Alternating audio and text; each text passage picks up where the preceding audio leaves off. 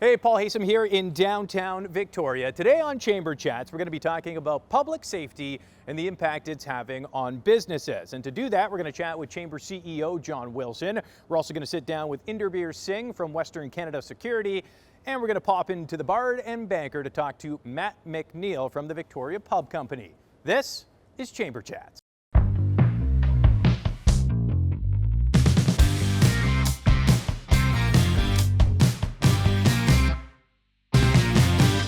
Hello and welcome to the new edition of Chamber Chats. My name is Paul Haysom. I'm going to be playing the role of host, taking the torch from the one and only Bruce Williams. And our first guest is a man who did the exact same thing. I did. John Wilson, the CEO of the Greater Victoria Chamber of Commerce. Thank you for coming on the show today. Oh, thanks for having me, Paul, and thanks for Czech for putting us on.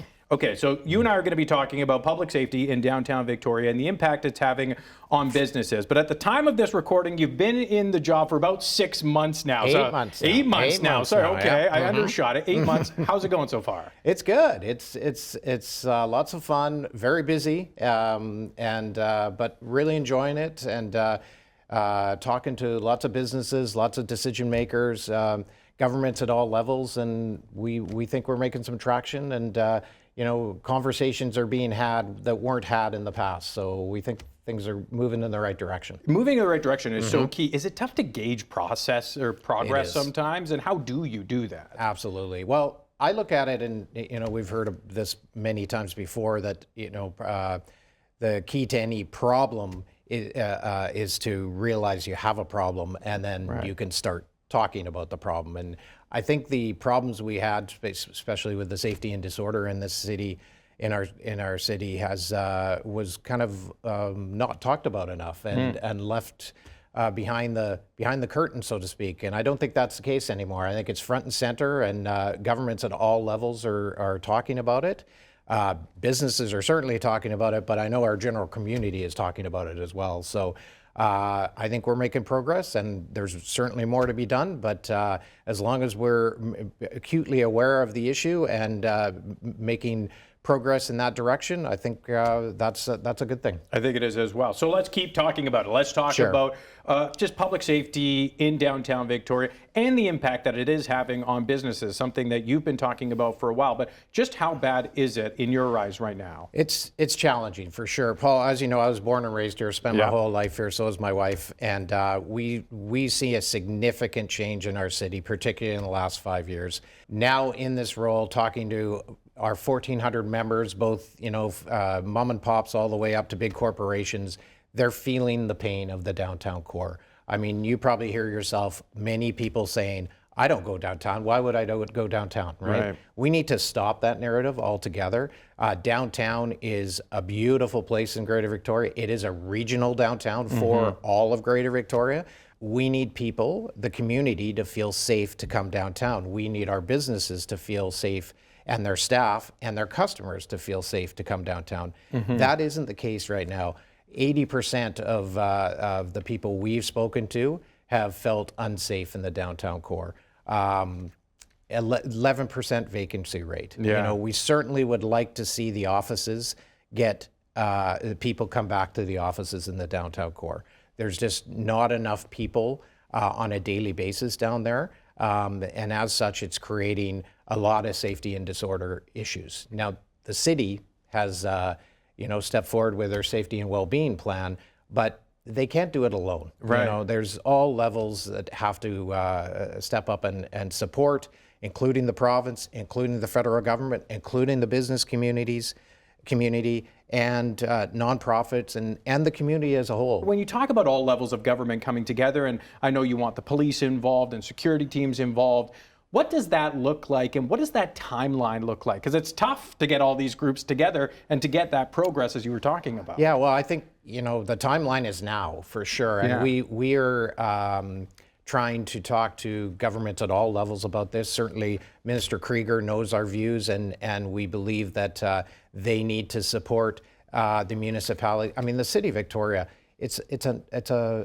a municipality of 90,000 people. They just don't have the financial wherewithal to take this on a yearly basis. Now, they had to come up with call it $12 million for the safety and wellness plan for a one-time only push right now around bylaw and such. But they can't do that every year. And Mayor Alto's already said that. Like the well is dry. You know, we need help from other levels of government. And it's time that the provincial government, the federal government step up with supports in that area. Yeah, and it's very interesting. You talk about police needing a seat at the table as well, and that's something that you've often talked about what's happening downtown. A lot of time, it can be the same type of people or it can be repeat offenders. And so how much of it is enforcement compared to compassion?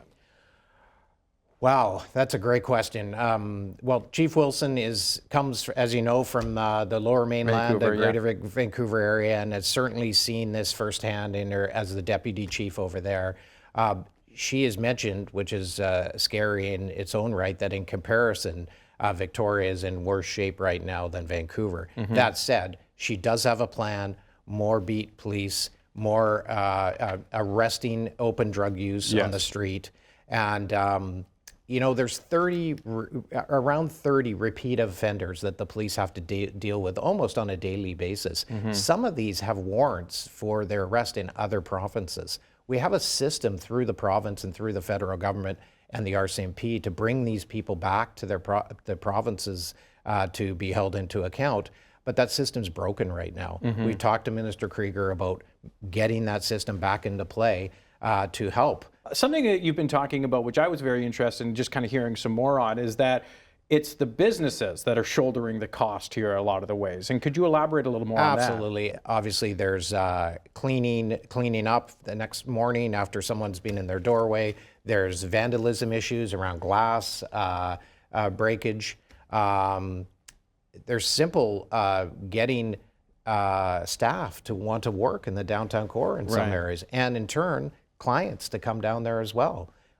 It goes hand in hand with another advocacy effort that we're constantly on as well, which is parking and transportation issues in the downtown core. People don't find that there's not enough parking near the stores they want to be at. We have a very special place here. We do. We need to fight for it. We need to bring it back to what it was, and it's not going to take a lot if we all work together doing it. Yeah, and are you convinced that we can get back there to what Victoria used to be and allow it to thrive that it can? Absolutely. And what is the message of hope that you would give, not just to the residents, but to the businesses and business owners? Well, one of the things I've been really trying to do since I taken the reins at the Chamber is change the narrative around businesses don't care about their community. Right. Because again, I've lived my whole life here, been in business 40 plus years here in the business community. I can count on one hand how many people I've talked to being involved in businesses that I truly don't think that care about their community. They all care about their community.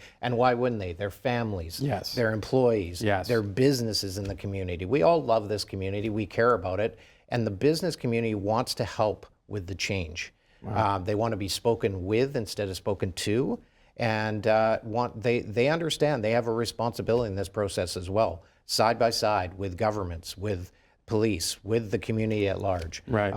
So I believe, and I will continue to advocate for, let's all work together to try to get this back to where we need it for us all to be successful. I love it. Fantastic. It's always a pleasure talking to you, John.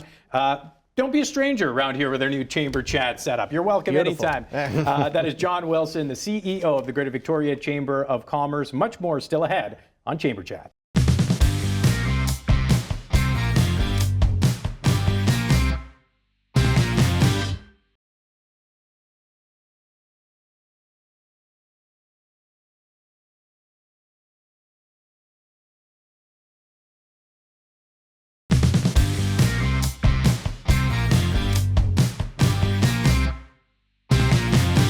Welcome back to Chamber Chats. My name is Paul Haysom, and today we are tackling the topic of public safety in downtown Victoria. And joining me now to talk about that is Inderbir Singh from Western Canada Security. Inderbir, thank you so much for coming on the show.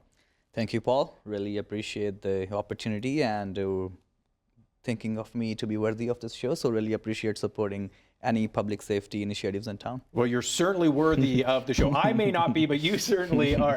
Just for some of our viewers who may not know you, maybe a little bit about who you are and how you started your company.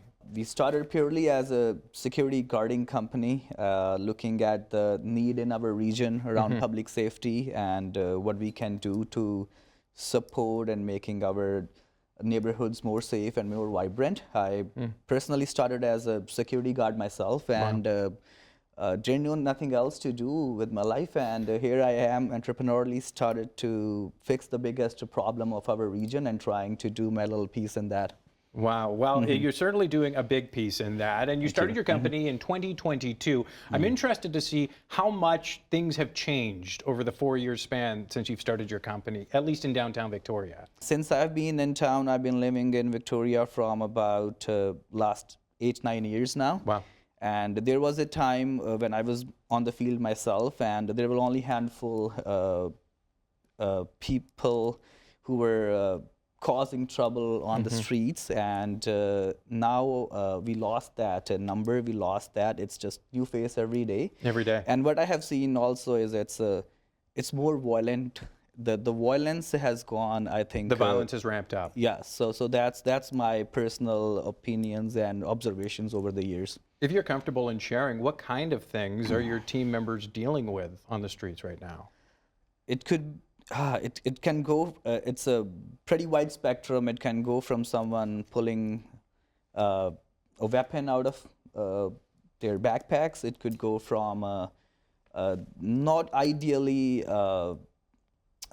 comments towards the security officers themselves. It can go from just spitting at someone when they're just trying to do their job, and the list just goes on and on. I'm sure it does. And you know, it's so tough for small businesses right now to retain staff.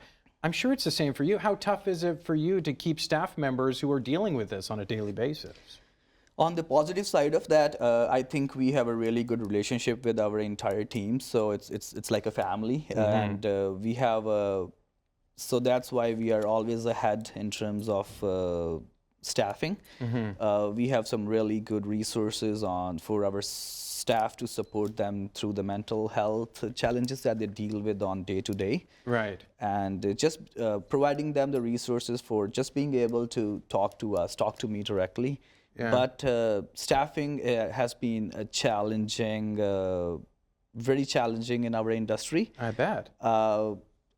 And also, I think a lot of businesses can speak to that. Most of us are always feeling understaffed, and then finding that quality people, the right skill set for doing this very important work, it's tough, but we keep trying, like everyone else. You know, and Inderbir, you're such a positive person. You're such a peaceful person, which I think is so important. But is it important to talk to your team and make sure that you're diffusing situations in a peaceful manner? Because I can imagine that's got to be tough, and not just calling police and saying, get this out of here, trying to actually communicate, because that communication's such a key piece. I think communication is most important in our line of work, and it doesn't start when there's an incident. I think there's a situational awareness, and then there's the de-escalation piece, and then you hit a threshold where now it's time to disengage and call the police, call for help. Yeah. And it's even a long way for us to reach that, but we have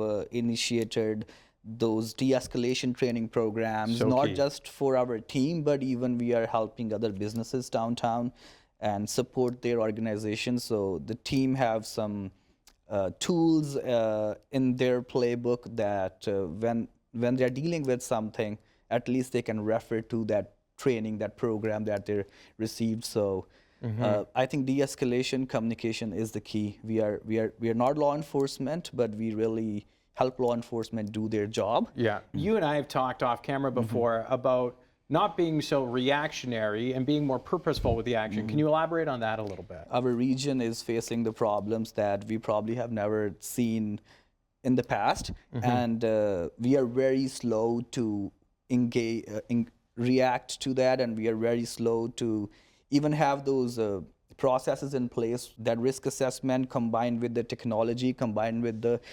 personnel, that whole infrastructure works really well. Right. And then having those risk assessments as part of your strategic planning, I think that is the key. coming from another colleague of mine, anything that is predictable is preventable. Interesting. I think that's a very, anything that's predictable is preventable. I get to hold on to that in my everyday life. Finally, I mean, you're not just providing important security in Victoria, you live in this region. 100%. This is home for you. So how hopeful are you that this problem of public safety can be tackled and that we can get back to the Victoria that so many people know and love? Great question, Paul, and I'm getting ahead of myself here, but this is again coming from another speaker. I was here at Rising Economy Conference last year, that a global network of local businesses, and that's how I see security as well. We need to have a global expertise with local security teams. Right. So that's how we can really have those safe neighborhoods where we all work together. And I always mention this is not job of a one law enforcement agency or a private agency, but it's everyone's job. Yeah. When you see something, say something. So I think if we head into that direction, I'm very hopeful and I'm very optimistic that we can deal with what's going on our streets. And of course, it's a multi-layered solutions we need coming from federal government, provincial government, local municipality. We all need to come in together to look. This is a community issue. This is not, it shouldn't be a jurisdiction issue.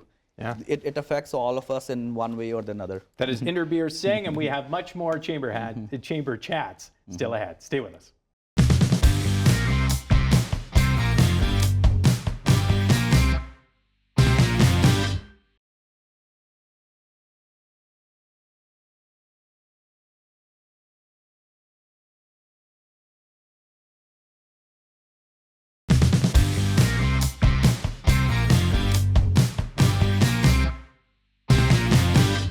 Welcome back to Chamber Chats. My name is Paul Haysom. We are here at the iconic Bard and Banker, and I'm joined now by Matt MacNeil from the Victoria Pub Company. Thank you very much for having us here. Hey, Paul, thank you for asking me. Kind of wish these were beers instead of coffees, but they will do.